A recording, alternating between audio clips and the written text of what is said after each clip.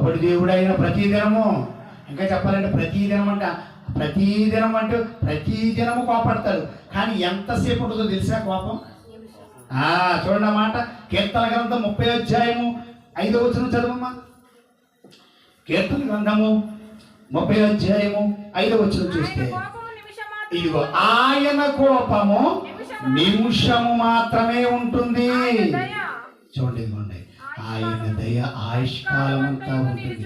ఒకవేళ ఇది రివర్స్ ఉందనుకోండి, ఆయన కోపము ఆయుష్కాలం అంతా ఉంది, ఆయన దయ నిమిషం మాత్రం ఉందనుకో, ఏంటి పరిస్థితి చెప్పండి? మనం మిగలం.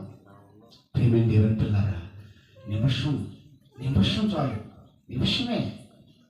ఆయన కోపం నిమిషం చాలండి. మన దృష్టిలో నిమిషం అంటే మాటలు కాదు, కొన్ని రోజులు, ఒక నిమిషము ఆయన